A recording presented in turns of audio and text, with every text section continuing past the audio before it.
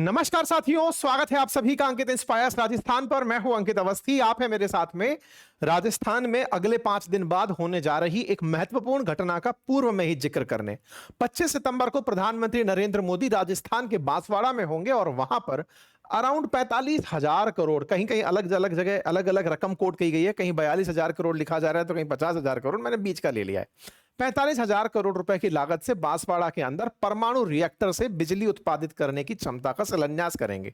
आधारशिला रखेंगे कुल मिलाकर के कि वहां पर फाउंडिंग स्टोन रखा जाएगा और वहां पर रिएक्टर की भविष्य में कल्पना की जा रही है कि वहां पर भविष्य में परमाणु ऊर्जा उत्पादित करने वाला न्यूक्लियर रिएक्टर लगाया जाएगा। प्रधानमंत्री की यह यात्रा बांसवाड़ा के लिए तो खास है ही, संपूर्ण राजस्थान के लिए बेहद खास है, क्योंकि राजस्थान में 45,000 करोड़ रुपए खर्च होंगे। निश्चित ही राजस्थान के लोगों को उससे उत्पादित होने वाला प्रत्यक्ष और अप्रत्यक्ष रूप से रोजगार भी मिलेगा और कंस्ट्रक्शन के अंदर उपयोग में ली जाने वाली, चाहे फिर सीमेंट हो चाहे रोडियां हो, कुल मिलाकर राजस्थान में इस इन्वेस्टमेंट से राजस्थान को लाभ ही होगा। लेकिन सवाल यहां बहुत सारे हैं कि राजस्थान के अंदर न्यूक्लियर रिएक्टर बनाया जा रहा है, क्या सोचकर बनाया जा रहा है? राजस्थान पूरे देश के लिए इन दिनों पावर हाउस बनकर उभर रहा है। समस्त राजस्थानी बस इस बात का गर्व नहीं ओढ़ रहे हैं। सोलर एनर्जी हो या न्यूक्लियर एनर्जी, हम हर तरह से समझ में तो आ रहे हैं, लेकिन उसके बावजूद हमें लाभ क्यों नहीं मिल रहा है? यह बड़ा सवाल है, आपको दिमाग में रखना होगा। हम राजस्थानियों को एहसास दिलाया गया कि आपके यहां रेगिस्तान है। हमने कहा अच्छा, लगता है कि यह हमारी दिक्कत हो सकती है। बाद में पता चलता है कि इस रेगिस्तान को लेने के लिए तो तमाम जितने भी बड़े औद्योगिक घराने हैं उनमें होड़ मच गई कि राजस्थान के अंदर का हमें रेगिस्तान मिल जाए, क्योंकि सोलर एनर्जी जो उत्पादित करनी थी।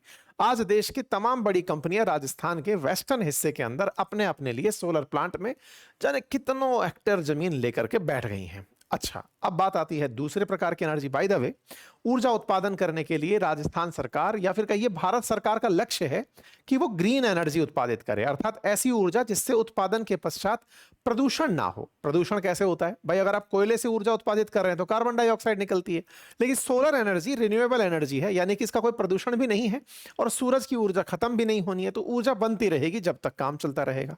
बस भारत के अंदर रिन्यूएबल एनर्जी के अंदर हाल ही में जिस तरह की ये चीजें दिखाई दी, उनमें न्यूक्लियर एनर्जी ने भी एंट्री कर ली। न्यूक्लियर एनर्जी हालांकि पॉल्यूशन मुक्त तो नहीं है, लेकिन कार्बन डाइऑक्साइड का पॉल्यूशन नहीं है। वो रिन्यूएबल एनर्जी भी नहीं है, लेकिन हाँ, क्लीन एनर्जी माना जाता है, क्योंकि उसके साथ में ग्रीन एनर्जी वाला टैग जुड़ा हुआ है, क्योंकि इससे कार्बन डाइऑक्साइड नहीं निकल रहा है। हाँ, प्रदूषण जरूर है अगर गलती से न्यूक्लियर रिएक्टर या हजार्डस कोई एक्टिविटी हो जाती है, उसके साथ कोई मिसहैपनिंग हो जाती है तो। एनीवे, तो राजस्थान के अंदर फिलहाल सबसे ज्यादा ध्यान इस बात पर दिया जा रहा है कि भाई साहब, 45,000 करोड़ राजस्थान में इन्वेस्ट किए जा रहे हैं। क्या किसी और राज्य में इस बात की होड़ नहीं मची कि ये हमें क्यों मौका नहीं मिल रहा? और प्रधानमंत्री मोदी राजस्थान के दौरे पर हैं और राजस्थान में वो 45,000 करोड़ से न्यूक्लियर रिएक्टर स्थापित करवाना आ रहे हैं, तो ऐसे में इतना सन्नाटा क्यों बरपा है? मतलब कोई भी व्यक्ति इस बात पर यह टिप्पणी क्यों नहीं कर रहा? मतलब आए दिन जब भी कोई फैक्ट्री, जैसे मान लीजिए कि फॉक्सकॉन उठा करके महाराष्ट्र से गुजरात में आ जाए, या फिर कोई बड़ी कंपनी चाहे सेमीकंडक्टर बनाने वाली है या एप्पल का फोन बनाने वाली है, कार निर्माण वाली है, इसको लेकर राज्यों में होड़ मची रहती है कि साहब ये हमारे राज्य में होना था, ये हमारे राज्य में होना था।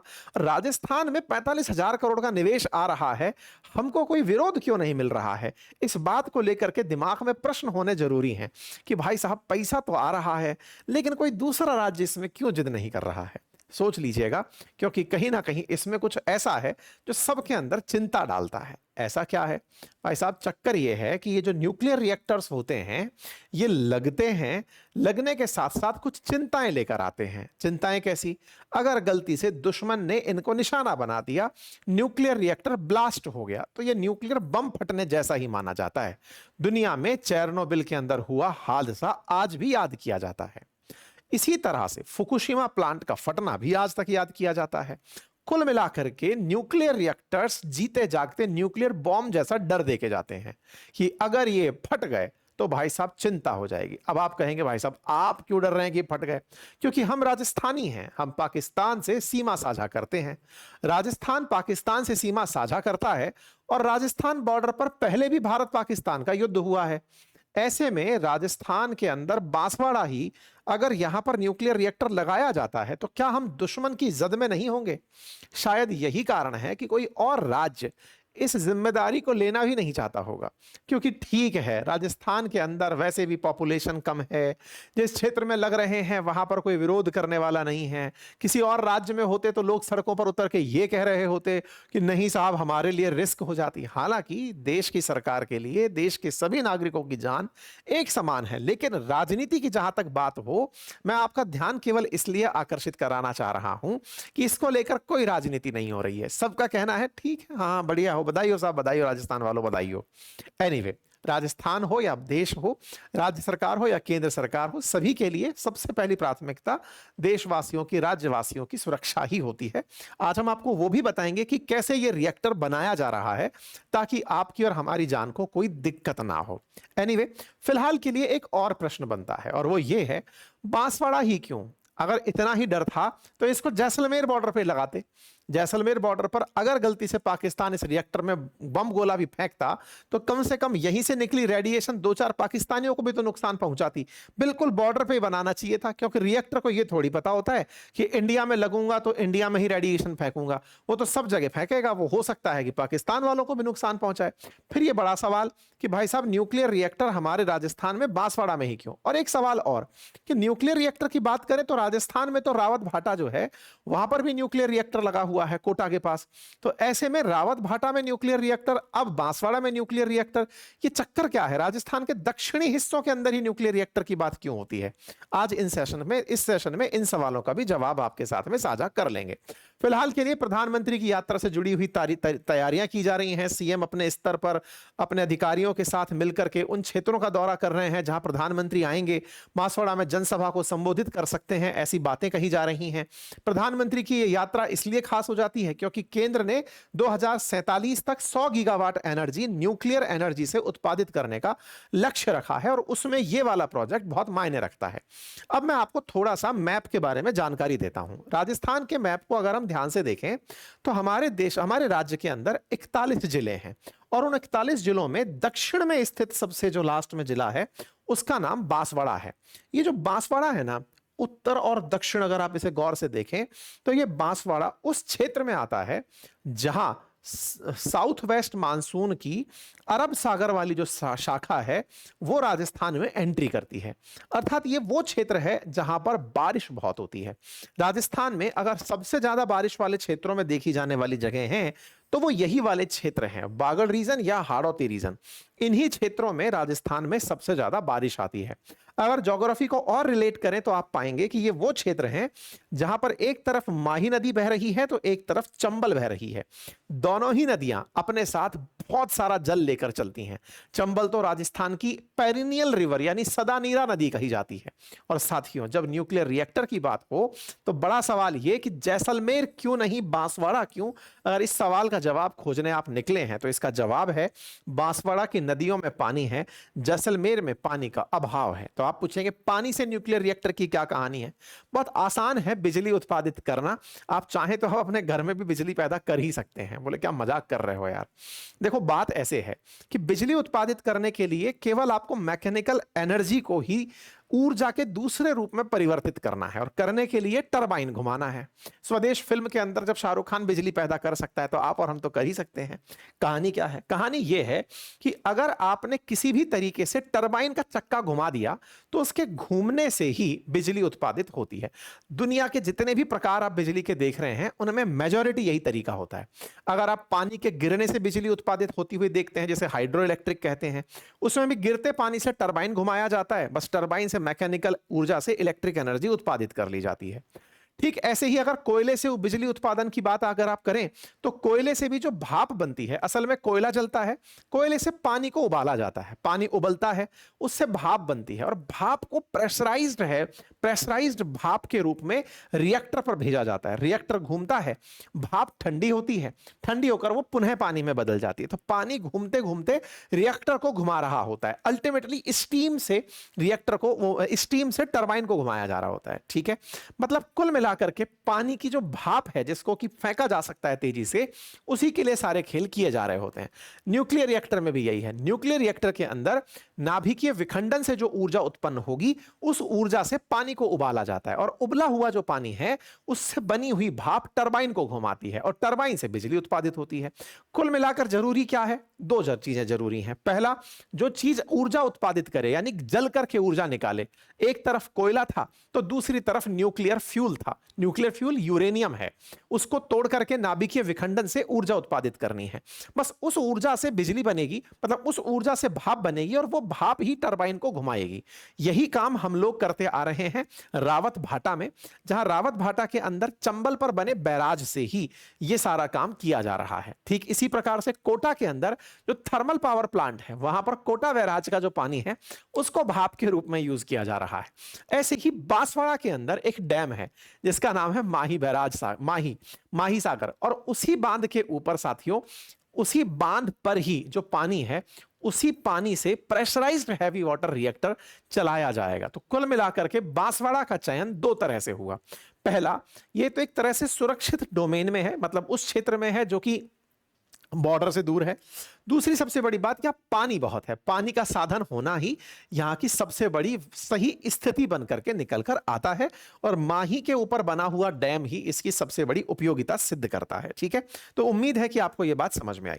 अब बात आती है कि माही पर बनने वाला ये जो माही बांसवाड़ा राजस्थान परमाणु बिजली घर है, यह राजस्थान का दूसरा परमाणु बिजली घर होगा और देश का 27वां परमाणु बिजली घर होगा। कहा जा रहा है कि यह बहुत सुरक्षित बिजली घर होगा। आने वाले समय में बांसवाड़ा की यह परियोजना राजस्थान की कुल आवश्यकता की 20% बिजली की आपूर्ति करेगा। इस बारे में सबसे पहले 2023 में ही एग्रीमेंट साइन हो गया था एनटीपीसी और एनपीसीआईएल के द्वारा न्यूक्लियर पावर उत्पादित करने के लिए। यह जॉइंट वेंचर होगा जो कि Chutka Madhya Pradesh atomic power project के साथ और Mahi Banswara Rajasthan atomic power project के साथ कंप्लीट किया जाएगा। बांसवाड़ा से मध्य प्रदेश का बॉर्डर साझा होता है और वहीं पर चुटका Madhya Pradesh atomic power project बनाया जा रहा है। जो बनेगा वो 700 मेगावाट की 2 यूनिट पैदा करेगा, और दूसरा जो माही बांसवाड़ा वाला राजस्थान के अंदर प्रोजेक्ट है वो 700 मेगावाट की 4 प्रोजेक्ट बिजली पैदा करेगा। तो एक प्रकार से प्रधानमंत्री जिस परियोजना के लिए आ रहे हैं वहां से वो मध्य प्रदेश के लिए भी एटॉमिक एनर्जी का काम करके जाएंगे। तो हो सकता है मध्य प्रदेश के मुख्यमंत्री भी इस कार्यक्रम के अंदर शरीक हो, मोहन यादव भी आपको इस कार्यक्रम के अंदर दिखाई दे जाएं, क्योंकि एक साथ 2 कार्यक्रमों का शिलान्यास किया जा सकता है। ठीक है साहब, तो कुल मिलाकर के राजस्थान को 2800 मेगावाट बिजली मिलने वाली है। उसके लिए ये 4 बड़े बड़े डोम बनने हैं। चारों डोम एक बार में ही काम करने शुरू नहीं हो जाएंगे। चारों डोम की कुल लागत 45,000 करोड़ बताई जा रही है, लेकिन इनके बनने में पहला जो डोम बनकर तैयार होगा, पहली यूनिट जो 700 मेगावाट बिजली उत्पादित करेगी, वो 2031 के अंत तक तैयार होगी। दूसरी उसके 6 महीने बाद अस्तित्व में आएगी, तीसरी उसके 11 महीने बाद, चौथी 2033 तक पूरी होगी। राजस्थान को कुल मिलाकर के 2036 में कंप्लीटली चलती फिरती इलेक्ट्रिक पावर मतलब न्यूक्लियर एनर्जी मिल जाएगी। इस परियोजना को आज से अस्तित्व में आने में 8 साल लगने जा रहे हैं। इसके लिए कुल 623 हेक्टेयर भूमि के अंदर निर्माण कार्य किए जाने हैं। रोजगार के अवसर की अगर हम बात करें तो 20,000 लोगों को अप्रत्यक्ष रूप से इससे रोजगार मिलने की उम्मीदें जताई जा रही हैं। 2036 में जब यह पूरी तरह ऑपरेशनल हो जाएगा तो कहा जा रहा है कि इसकी वजह से प्रदेश में 5900 मेगावाट बिजली का कुल उत्पादन होने लगेगा, क्योंकि 700 के हिसाब से 2800 मेगावाट केवल यही माही से उत्पादित होने वाला बिजली करेगी। अब सवाल आता है, सब बिजली बन गई, जैसे राजस्थान के अंदर राजस्थान की बिजली के लिए विद्युत वितरण निगम लिमिटेड है, जयपुर, जोधपुर, अजमेर, इस प्रकार से उत्पादन के लिए निगम बने हुए हैं। इसके लिए कौन से निगम है? तो इसके लिए nuclear power corporation of India है, जो कि देश में जितने भी न्यूक्लियर पावर प्लांट्स हैं उनसे उत्पादित होने वाली बिजली का पूरी तरह से नियंत्रण स्थापित करती है। इस काम में सहयोग कौन दे रहा है? एनटीपीसी। असल में एनटीपीसी भारत की एक महारत्न कंपनी है। इसका ओरिजिनल काम तो था कि ये कोयले से उत्पादित बिजली करना चाहती थी, लेकिन कोयला को जैसे जैसे आउटलाइन किया गया कि सब अब इसको हटा दो, काम में नहीं आएगा क्योंकि कोयले से पॉल्यूशन बढ़ता है, तो ये लोग धीरे धीरे अब उतर के चले आए हैं सोलर एनर्जी में, सोलर से अब उतर गए हैं न्यूक्लियर एनर्जी में। खैर, ये सब चीज हुई। अब सवाल है कि सर ये तो एक तरीके से हल्की फुल्की चिंता भी देता होगा, क्योंकि लोगों के मन में आता होगा कि यार कल को कुछ हो गया इस प्लांट में तो हमारे तो दिक्कत हो जानी है, ये तो बात सच है। ऐसे में इस बात के बारे में 2024 में कुछ प्रोटेस्ट की खबर निकल कर आई थी जब न्यूक्लियर पावर प्लांट का विरोध हो रहा था। लेकिन विरोध करने वालों का असल काम जो था, विरोध का कारण था, वो जमीन देने में विरोध था कि हमारे लोगों को अगर यहां से विस्थापित कर रहे हो तो इनके लिए कोई अच्छी जगह सजेस्ट करो। स्थानीय लोग डिमांड कर रहे थे कि भाई यहां से लोगों को हटाओगे तो कम से कम प्लांट में रोजगार दे दोगे, ये तो बोलो। और राजस्थान के लोगों ने बहुत अच्छे से इस काम को अपने यहां होने दिया। रही बात इस बात की चिंता की कि अगर दुश्मन ने इसे टारगेट कर दिया, तो मैं आपको जानकारी दे दूं कि इस पर अगर मिसाइल का अटैक भी हो जाएगा तो भी इस पर कोई असर नहीं होगा। ये जो आपने डोम देखे हैं ना, इसके अंदर जो दीवारें बनाई जा रही हैं, उन दीवारों में 50 मीटर का गैप है। मतलब दो दीवारें ऐसी हैं, जैसे एक दीवार फिर उसके अंदर दूसरी दीवार, 50-50 मीटर का गैप है और उसके बीच में एयर प्रेशर क्रिएट किया जा रहा है। और इसको बनाने में 24 लाख क्यूबिक सीमेंट और 10,000 मैट्रिक टन स्टील का उपयोग किया जा रहा है। मतलब अगर मिसाइल भी आ जाए तो भी वो पूरी तरह बेअसर हो जाएगी। तो उम्मीद है अब आपको यह बात क्लियर हुई हो कि इसे माही के ऊपर ही क्यों बनाया जा रहा है, मतलब बांसवाड़ा में ही क्यों बनाया जा रहा है। तो आंसर है क्योंकि यहां पर माही रिवर बहती है। माही रिवर पानी का बढ़िया सोर्स है, उसकी वजह से यहां पर मतलब डैम बना हुआ है और उस डैम के पानी को उपयोग में लेते हुए बांसवाड़ा के अंदर इसका निर्माण किया जा रहा है। बांसवाड़ा में पानी कैसे आया, तो क्योंकि राजस्थान का वाटर रिच जिला है जहां पर सबसे ज्यादा पानी साउथ वेस्ट मानसून के कारण आता है। यहां पर रिएक्टर्स की जो बात की जा रही है, देश का यह 27वां न्यूक्लियर रिएक्टर होगा। प्रेशराइज्ड हैवी वाटर रिएक्टर के रूप में इसे ट्रीट किया जा रहा है। यहां से उत्पादित जो ऊर्जा होगी वो ऊर्जा राज्य की मतलब राज्य की कुल आवश्यकता का 20% पूरा कर रही होगी। इससे पहले राजस्थान में ऑलरेडी रावतभाटा पावर प्लांट लगा हुआ है जो कि कनाडा की मदद से देश में राज्य में स्थापित किया गया था। यह राज्य के अंदर ऑलरेडी 1180 मेगावाट बिजली का उत्पादन कर रहा है। तो राजस्थान के अंदर अब न्यूक्लियर पावर के लिए एक और सेंटर बनने जा रहा है। तो उम्मीद है कि आप सभी साथियों को इस कार्यक्रम से जुड़ी हुई तमाम जानकारियां मिल गई होंगी, दिमाग में उत्पन्न तमाम प्रकार के सवालों के यथार्थ जवाब मिल गए होंगे। जानकारी पसंद आई हो तो सभी साथियों से इसे साझा करिएगा। चैनल पर नए हैं तो सब्सक्राइब कर लीजिए।